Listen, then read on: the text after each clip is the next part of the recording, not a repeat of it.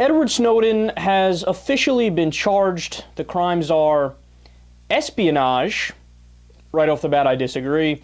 Theft of government property, unauthorized communication of national defense information, and willful communication of classified communications intelligence information to an unauthorized person. This, in my opinion, solidifies Obama's record on civil liberties as worse than that of George W. Bush.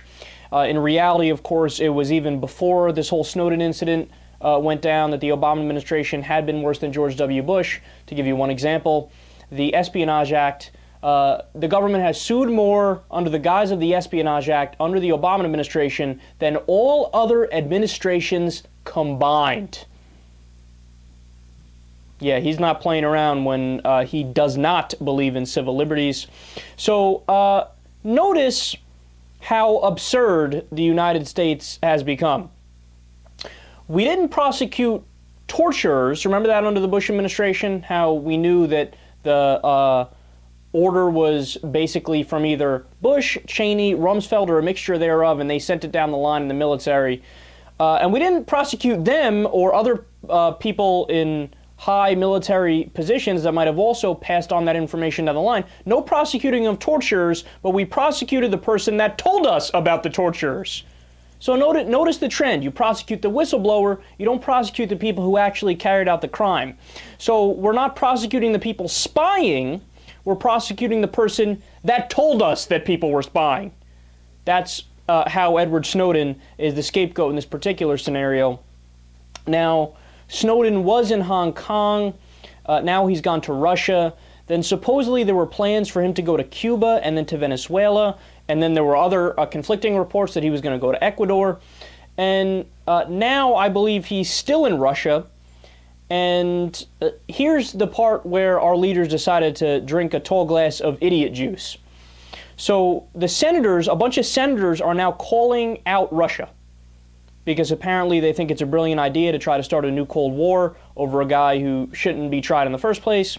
Schumer said, quote, "What's infuriating here is Prime Minister Putin of Russia aiding and abetting Snowden's escape. The bottom line is very simple. Allies are supposed to treat each other in decent ways, and Putin always seems eager to put a finger in the eye of the United States, whether it is in Syria, Iran, and now, of course, with Snowden.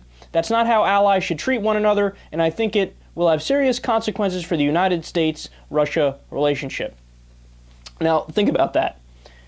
You're going to threaten diplomacy between nations and publicly call out Putin based on Snowden? Okay, but keep in mind, the United States blatantly disregards international law all the time and then laughs when people try to criticize us. And now we're going to lecture other countries about law and political asylum?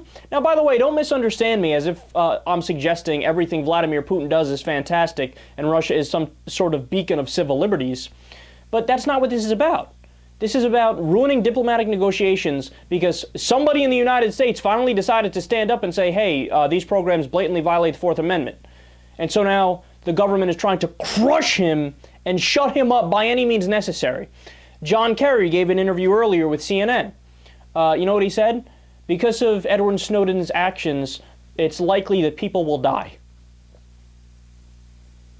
Now, I love the interviewer because there wasn't any pushback on that claim. Okay, wait a second. So, how? Give me one even theoretical scenario, not empirical scenario, because we know as a matter of fact that nothing Snowden did has led to anybody's death. Give me even a theoretical scenario that could lead to somebody dying because of the information that he released. No, they can't give you an example. How do we know that? Because it's not going to lead to anybody dying. Look, obviously Al-Qaeda knows that we're trying to spy on them. They're Al-Qaeda. We're their mortal enemy. They know we're their mortal enemy. So how is telling the citizens of the United States of America, hey guys, by the way, the government is spying on hundreds of thousands of innocent people in the United States, how is that at all aiding and abetting the enemy? And the charge of espionage, keep in mind, espionage means they're aiding and abetting the enemy and spying for one of the people from the countries that we're avowed enemies with.